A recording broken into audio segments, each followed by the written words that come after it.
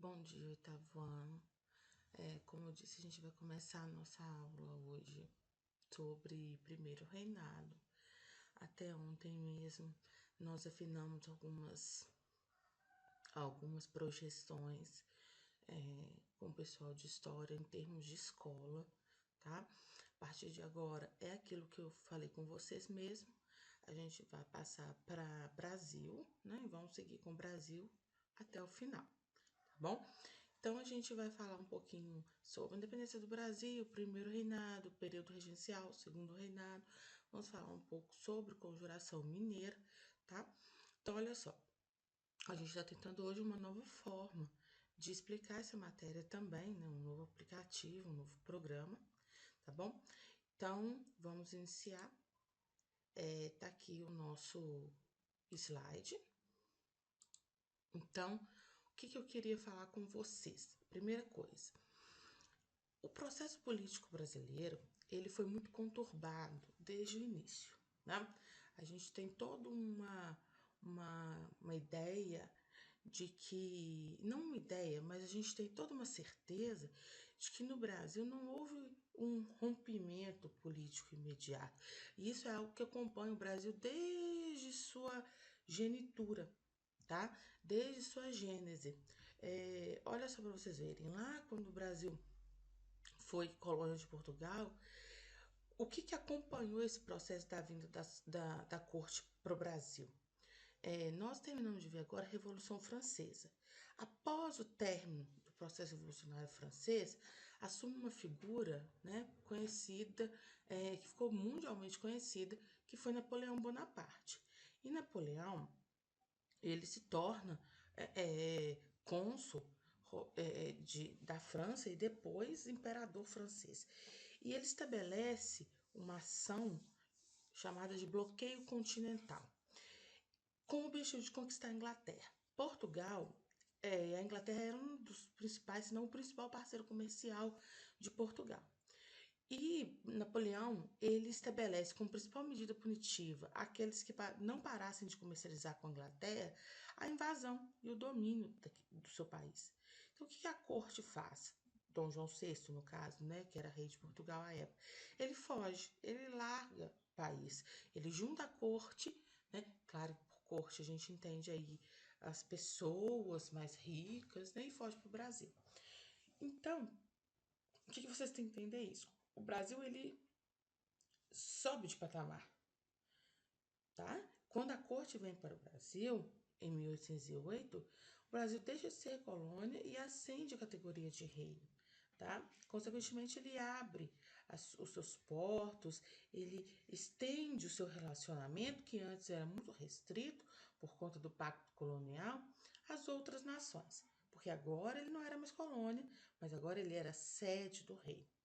Então, o que acontece? Irrompe uma rebelião em Portugal, que de fato Napoleão invade o país.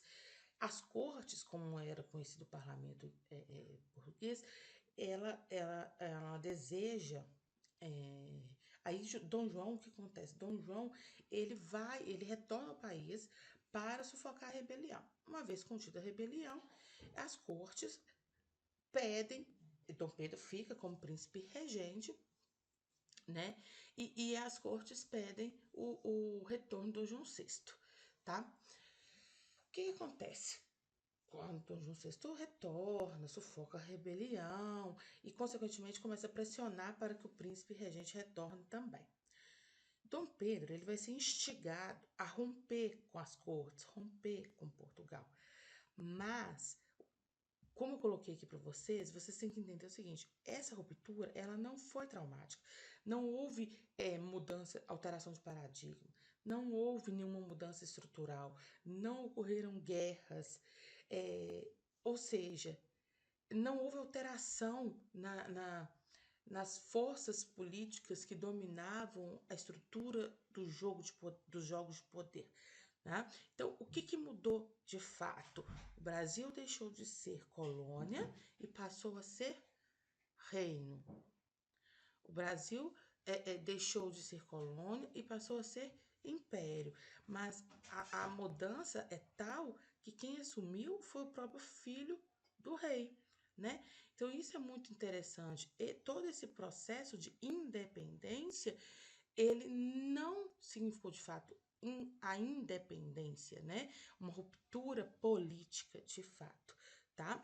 Então, olha, os interesses das elites foram preservados, as massas foram excluídas desse momento, tá bom?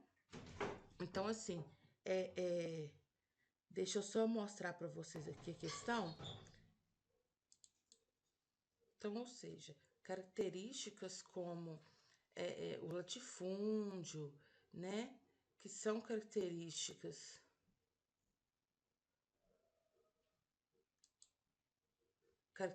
como o latifúndio, né? Que são características é, típicas do Brasil colônia, uma economia agrária, monocultora, latifundiária, né? Foram mantidas, tá?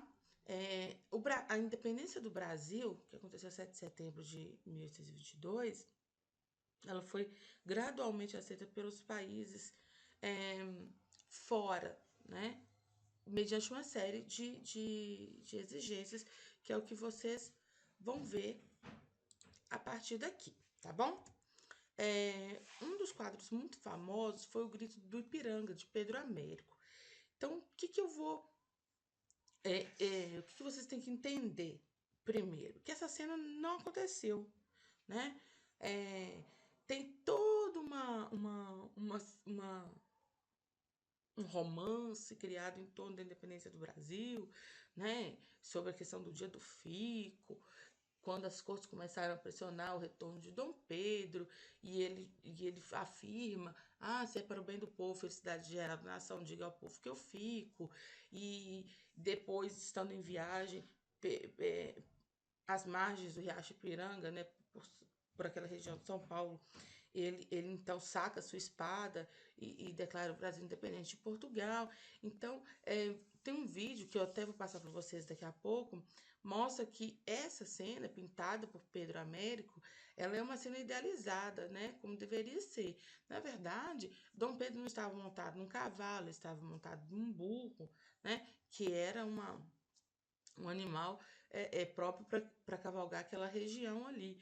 E ele estava, assim, extremamente amedrontado, principalmente porque ele estava sendo pressionado tanto pelo pai a retornar a Portugal, quanto por aqueles políticos mais próximos a ele a declarar-se independente de Portugal. Mas ele sabia, no mais íntimo dele, que declarar-se independente não significava realmente ser independente ou estar independente. Não somente de Portugal, mas de todos os outros países aos quais Portugal, reino, estava atrelado, e o Brasil, colônia, né, por ser justamente colônia de Portugal, estava consequentemente também atrelado, tá?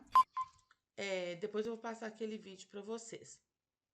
O que acontece? Quando Dom Pedro assume, né?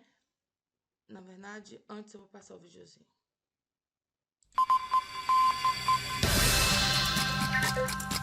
Sobre o quadro de Pedro Américo. O Pedro Américo de Figueiredo, quando ele construiu esta tela, quando ele elaborou esta tela, ele já era um pintor muito famoso, morava na Itália, o seu ateliê era na Itália. Esta pintura foi feita lá, não é?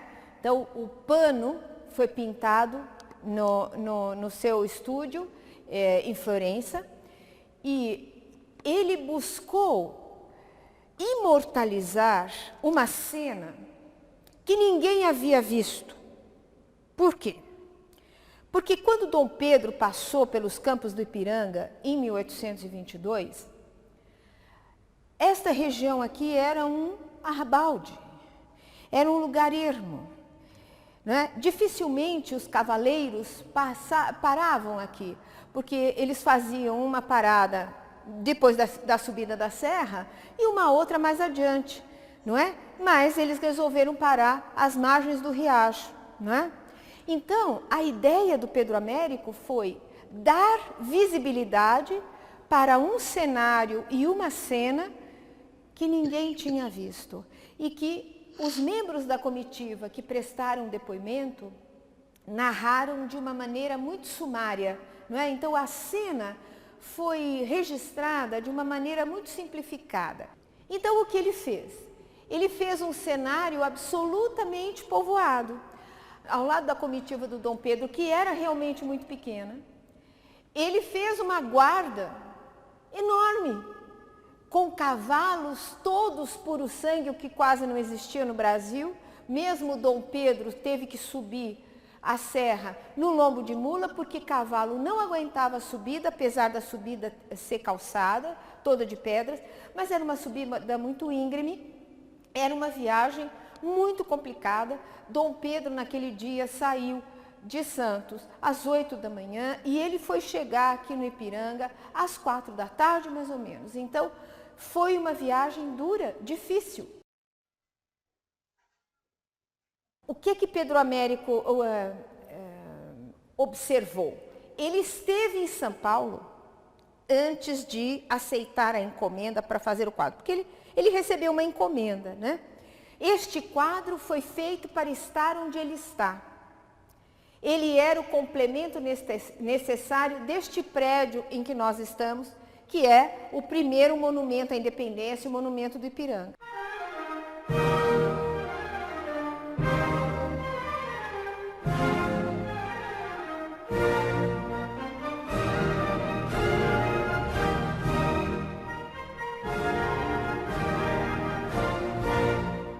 Os mentores desse prédio achavam que não bastava construir uma obra de alvenaria. Era necessária a presença de uma tela que reproduzisse, criasse no imaginário das pessoas o que tinha acontecido. E Pedro Américo aceitou a encomenda. Então ele esteve em São Paulo para observar a paisagem, para observar a atmosfera de São Paulo. E ele deixou um livro escrito sobre isso, não é? Que se chama O Brado do Ipiranga, em que ele narra como é que ele fez a tela e por que ele adotou determinadas opções. Então, ali, nesse livreto, ele diz o seguinte: o pintor não pode ser escravizado pela realidade. O pintor tem que superar a realidade. Então, ele construiu um cenário onde estão presentes os tropeiros, que fazem parte da paisagem paulista desde o período colonial, aonde está presente também um tocador de carro de boi, como uma figura simples do povo que está observando o que está acontecendo, não é? E é muito sintomática a presença dessa vegetação que separa o centro destas figuras que estão mais ao lado. Porque esta vegetação aqui é uma vegetação usada justamente para fazer quase que uma cerca viva nas pastagens. Então, é como se do lado de cá, não é, estivesse uma população humilde, que apenas está vendo o que está acontecendo, mas que não está participando diretamente da cena. E a cena não está no meio, ela está mais à esquerda, que é onde está Dom Pedro. E este conjunto forma um movimento, o cavalo batendo com a pata na água do riacho, subindo a água. Então, é como se tudo estivesse em movimento. E lá ao fundo, uma casinha caipira, uma casinha de pau a pique, para dar a entender que era um pouso, né? Que Dom Pedro havia chegado no final da estrada, num lugar de reunião, e que então ele tomou a iniciativa de proclamar a separação de Portugal. Esse uniforme inspirou os dragões da independência, que fazem parte dos desfiles militares, todos estão os dragões. Então, a tela é que inspirou o uniforme que veio depois. E a casa, aquela casinha, inspirou a Casa do Grito. Porque quando Dom Pedro passou por aqui, era um arrabalde, não havia nenhuma construção. Mas quando Pedro Américo esteve visitando o lugar, ele percebeu que havia esta casa de pau a pique, que realmente era um sítio, não é? um sítio muito simples, de criação de porco, galinha, essas coisas, e que foi comprado pela Prefeitura de São Paulo em 1936 para se tornar na Casa do Grito, conforme o modelo que Pedro Américo tinha construído na tela. Então, há um conjunto de ações que antecede a tela, quer dizer, a construção do monumento, a necessidade de estabelecer o 7 de setembro como marco da história do Brasil, e Pedro Américo participa de tudo isso, mas a tela permitiu que outras intervenções fossem feitas, principalmente aqui na região do entorno do monumento, com a construção da Casa do Grito e sua inauguração em 1954, nos 400 anos da cidade de São Paulo.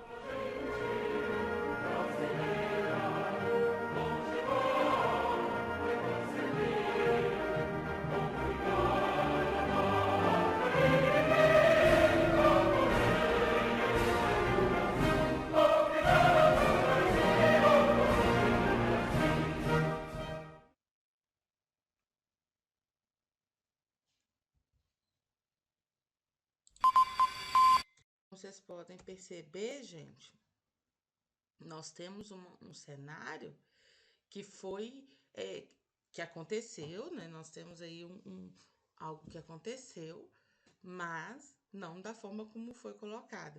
E é interessante quando ela diz pra gente a questão dos símbolos, que é algo que eu sempre coloco para vocês.